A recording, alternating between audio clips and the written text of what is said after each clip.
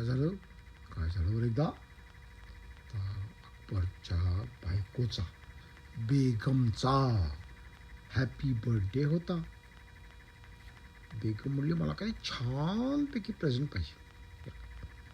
अकबरने सगळ्यात छान छान सोनारांना बोलवलं, जवाहिरांना बोलवलं, दागिने डायमंड वगैरे विकणाऱ्या लोकांना बोलवलं. त्यांना सांगा माझ्या बायकोसाठी तिच्या बर्थडेसाठी एक सुंदर हार करून आणा, ज्यामध्ये रेड रुबीज आहेत, ब्लू सफायर आहे, डायमंड्स आहेत, असे सगळे दागिने लावलेल्या सोन्याचे चेन यासाठी करून द्यावा.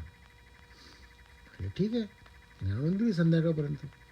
बादशाहने लगेच जाऊन बेगमला दिली. बेगम खुश, इतकी सुंदर हार तिला मिळाला म्हणते खूप खुश झाली. ती म्हणली ब्रिलियंट, वाव, फॅन्टॅस्टिक असं अकबरला म्हणली बरं का. कोणतरी मला माहिती आहे एक मुलगी जी असं म्हणते. हां, तर काही दिवस मग रोज बेगम ती हार घालायची. आंघोळ करून आली, कपडे बदलायला लागली की आधी ती हार घालायची आणि मग कपडे बदलायचे आणि मग बाहेर जायची. असे 10-12 दिवस झाले. एकदा काय झालं, तिने ड्रॉवर उघडलं, आत बघितलं तर काय, हार तिकडे नाही. इतका छान हार, सोन्याचा हार, अकबरने एवढ्या प्रेमाने एवढे पैसे खर्च करून आणलेला हार त्या ड्रॉवरमध्ये नव्हता. आता काय करायचं. ही रडत रडत अकबरकडे, माझा हार सापडत नाहीये, कोणीतरी चोरला. अकबर म्हणला काय. सगळ्यांना सांगितलं दरबारात जाऊन बसा, सगळे कोणी घरात बाहेर जायचं नाही. सगळ्यांनी घरातल्या लोकांनी घरात, इथे जे कोण आत्ता आहेत त्यांनी घरातच थांबायचं. बिरबलला निरोप पाठवला. बिरबल म्हटला सगळ्यांना सांगा दरबारातच बसायचं, मी येतोच तिकडे चोर पकडायला.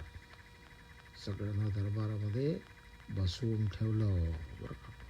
अकबर पण दरबारात जाऊन बसला की आता बिरबल येणार आणि चोर पकडणार. 1 तास झाला, 2 तास झाले, 10 वाजले, 11 वाजले सकाळचे, जेवायची वेळ झाली, तरी बिरबल काय आला नाही. अकबर म्हणला काय कठीण आहे बिरबल पुढे, आम्हाला इकडे बसवून ठेवलंय पण स्वतः येत नाही. म्हणून सगळे म्हणले चला रे आता आपण जाऊया. तेवढ्यात बिरबल दरबारात येऊन पोचला. तो म्हणला माफ करा, मला माफ करा महाराज, माफ करा. हो, त्याच्याबरोबर कोणाला आणलं तुम्ही ते का, एका गाढवाला. तो म्हटला अहो या गाढवाला शोधायला मला किती वेळ लागला म्हणून सांगू, पण शेवटी ते गाढव मला सापडलं. अकबर म्हणला असं काय त्या गाढवामध्ये. हो, अकबर बादशाला म्हटला ते जादूचं गाढव आहे. हो हो, त्याचा गाढवामधूनच आपल्याला चोर सापडणार आहे. हो हो, त्या गाढवाला एका खोलीमध्ये ठेवून दिलं. सगळ्या दरबारांच्या लोकांना बिरबलने सांगितलं ऐका आता काय करायचं आहे. तुम्ही सगळे म्हणताना आम्ही चोरी केली नाही, तुम्ही सगळ्यांनी त्या खोलीत जायचं, खोलीचं दार उघडं ठेवायचं, गाढवाची शेपटी धरायची एका हाताने बरं का, उजव्या हाताने, आणि मोठ्याने म्हणायचं मी चोरी केली नाही बरं का. पहिला माणूस गेला, शेपटी धरली, मी चोरी केली नाही. बाहेर सगळं ऐकू येत होतं काय म्हणतो. माणूस बाहेर आला. बिरबलने काय केलं, त्याला जवळ बोलवलं आणि त्याच्या हाताला संवास घेतला बरं का. त्याला गेला निघून. एक एक एक एक एक एक करून सगळे यायचे, खोलीत जायचे, मी चोरी केली नाही असं म्हणायचं. बाहेर आला अकबर, बिरबल लगेच सोडून.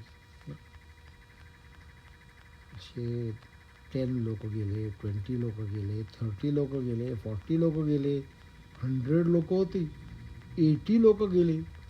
81 वाला माणूस जो होता बरं का, तो पण आतमध्ये गेला खोलीमध्ये आणि म्हटला मी चोरी केली नाही बरं का. अकबर बाहेर, त्याला पकडला अकबरने, बिरबलने त्याला, बघू तुझा हात, हाच तो चोर. अकबरला हाच आहे तो चोर, पकडा त्याला. त्याने कुठेतरी दागिना लपवून ठेवलाय, हार लपवून ठेवलाय बरं का.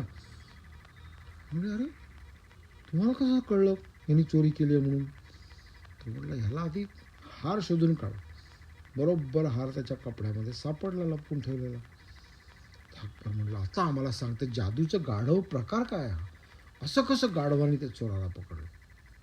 तो म्हणलं काय आहे बादशाह साहेब, मी काय केलं, ते जादूचं बिदूचं काही गाढव नाही आहे. मी काय केलं, त्या गाढवाच्या शेपटीला ना अत्तर लावलं, अत्तर सेंट लावला बरं का. मग सगळ्यांना सांगितलं, गाढवाची शेपटी धरून म्हणायचं की मी चोरी केली नाही म्हणून. जो खरा चोर होता ना, तो खोलीत जाऊन शेपटी धरायला घाबरला, नुसताच म्हणला की मी चोरी केली नाही आणि बाहेर आला. शेपटी धरली नाही, वास घेतला मी त्याच्या हाताचा, तर अत्तराचा वास नाही आला.